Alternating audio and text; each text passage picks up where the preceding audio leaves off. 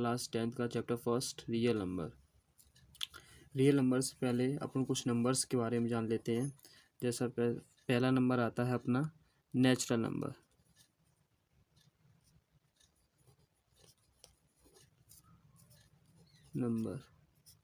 Natural number किसे कहते हैं?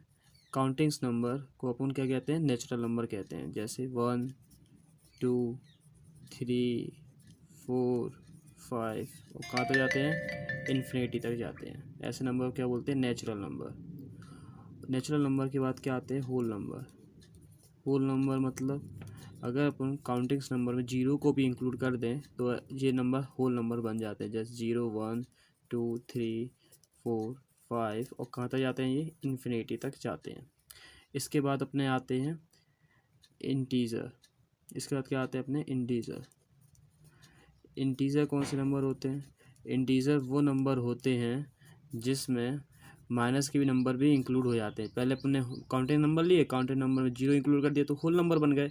अब अगर उसमें माइनस के भी नंबर इंक्लूड कर दें तो क्या कहते हैं? वो क्या बन जाते हैं अपने? इंटीजर नंबर बन जाते हैं। ठीक है, -2 -1 0 फिर 1 2 3 है ना 4 5 ऐसे कहाँ तक जाते हैं? इन्फिनिटी तक। और ये कहाँ से जाएंगे? माइनस का इन्फिनिटी तक। ओके, उसके बाद अपने क्या आते हैं? उसके बाद अपने आते हैं प्राइम नंबर। तो प्राइम नंबर कौन से नंबर होते हैं?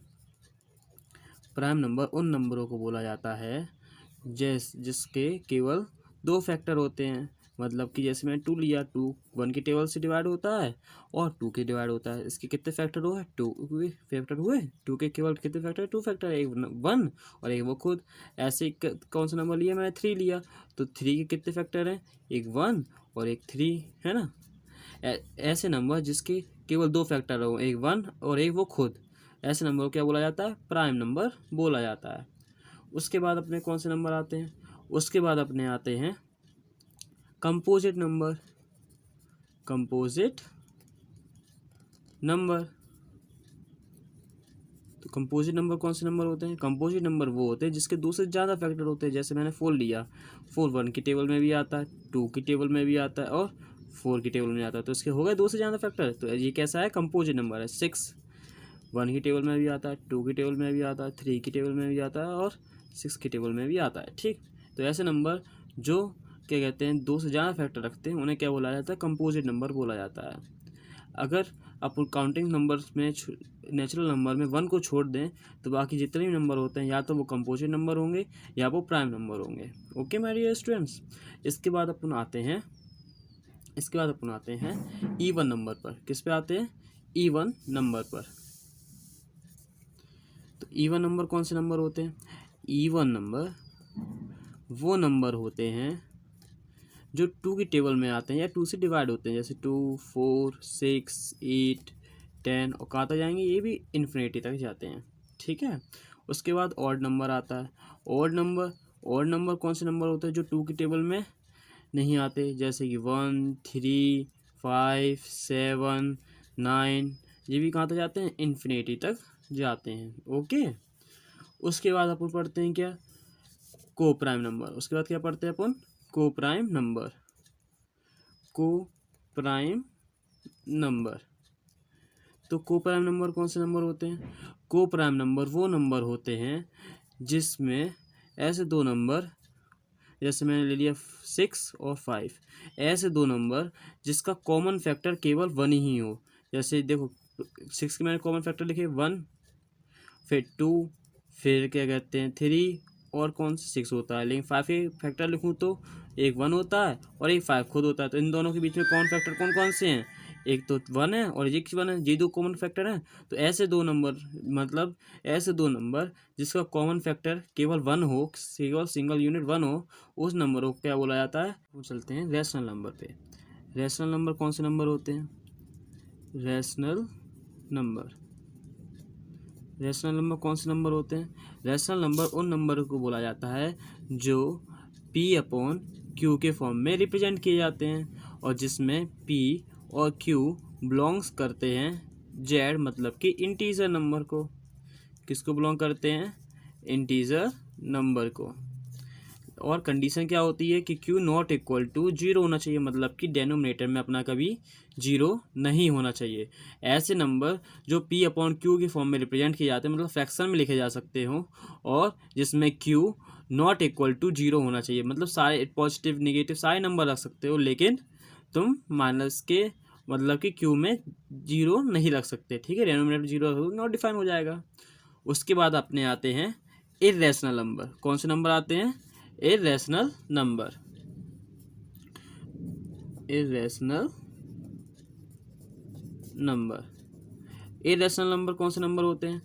इरेशनल नंबर वो नंबर होते हैं जो पी अपॉन क्यू के फॉर्म में रिप्रेजेंट नहीं किए जा सकते हैं, जो पी अपॉन क्यू के फॉर्म में एक्सप्रेस नहीं किया, नॉट एक्सप्रेस्ड, ठीक है। जो पी अपॉन क्यू की फॉर्म में रिप्रेजेंट नहीं किए जा सकते हैं, ना वो नंबर क्या कहते हैं, नॉन टर्मिनेटिंग होते हैं। कैसे होते हैं? नॉन टर्मिनेटिंग, नॉन टर्मिनेटिंग और नॉन रिपीटिंग होते हैं। कैसे होते हैं? नॉन रिपीटिंग होते हैं। ओके। एग्जाम्पल में लिखना है तो इसके एग्जाम्पल में रूट के अंदर 2, रूट के अंदर 3, है ना।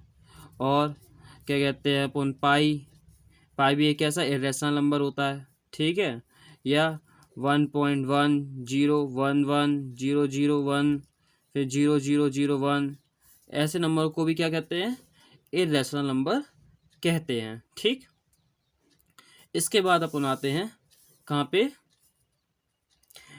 ऐसे नंबर जो रैशनल नंबर, ऐसे रैशनल नंबर जो टू रैशनल नंबर के बीच में हो, ठीक है। तो number between two rational number, ठीक है। तो देखो, जैसे मैंने कोई दो रैशनल नंबर ले ली 2 और 3। अब मुझे देखना है कि मुझे इसके बीच के दो रैशनल नंबर बताने हैं। कितने बताने हैं? दो रैशनल नंबर बताने हैं। तो अपन क्या करेंगे, 2.2 लिख दो, है ना।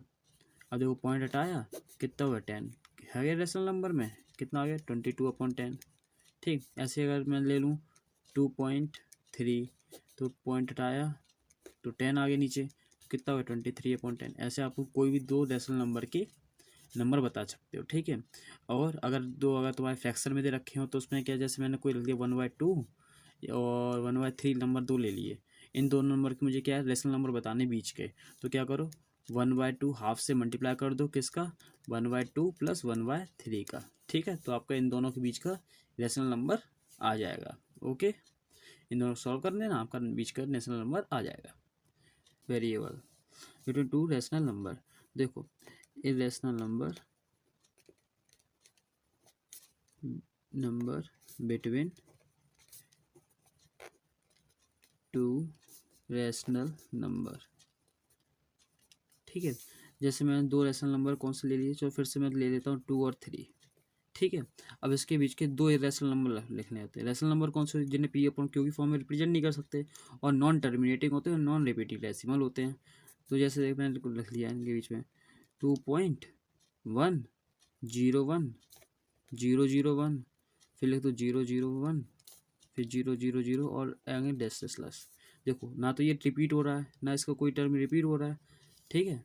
तो ये कैसा डेसिमल हो जाएगा? Non terminating non repeating decimal, मतलब इरेशनल नंबर है। अगर ये पसंद नहीं आया तो उसके बाद देखो दूसरा भी लिख सकते हैं। कैसे?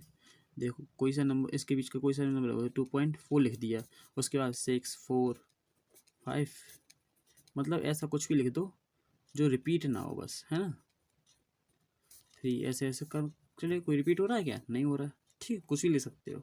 इससे जे अच्छा नहीं लगा तो अपन ऐसे 2.72227 फिर 7, फिर 4 बार 2 लिख दो, फिर डैश डैश।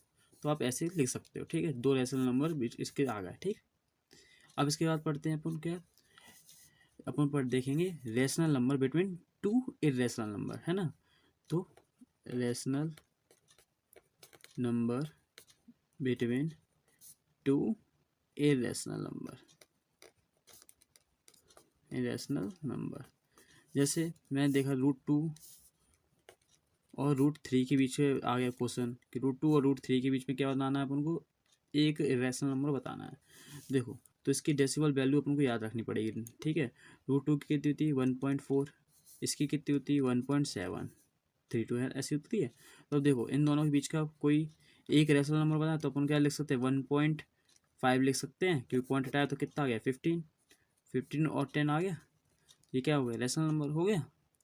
अगर अब अपना आ गया ऐसे अपन बता सकते हैं, ठीक है। तो अपन इसकी वैल्यू √2 √3 √5 √7 इनकी क्या आपको याद रखनी पड़ेगी, वैल्यू याद रखनी पड़ेगी, ठीक है, क्योंकि सीबीएसई में ऐसे क्वेश्चन पूछ लिए जाते हैं। उसके बाद जैसे अपन देखा कि दो इरेशनल नंबर बताओ, irrational number between to irrational number. जैसे क्वेश्चन आ गया कि दो इरेशनल नंबर के बीच में कोई इरेशनल, जैसे मैंने इसका √2 और √3 ले लिया, इसके बीच का इरेशनल नंबर बताना, तो इसकी वैल्यू मुझे मालूम है कितनी होती है, इसकी वैल्यू मुझे मालूम ही है कितनी है कि 1.4 है, और इसकी कितनी 1.7। तो अपन ने कोई एक नंबर ले लिया बीच में कहता 1.5 0.5 0.05 फिर 0.005 और फिर 0.05 ऐसे डिस्कस करके देखो आ गया इनके बीच का इरेशनल नंबर, ठीक है। जैसे आप जीरो ले बिटवीन नंबर निकाल सकते हैं, ठीक है। तो इस वीडियो में आज इतना ही, आगे की नेक्स्ट पार्ट सेकंड देखिएगा। अगर वीडियो आपको अच्छी लगी हो तो वीडियो को लाइक करो, चैनल को सब्सक्राइब करो, क्योंकि इस चैनल में 2023 के बोर्ड के सारे चैप्टर्स डाल दिए जाएंगे विथ सिलेबस के साथ, और सारे इंपॉर्टेंट क्वेश्चंस होंगे। धन्यवाद।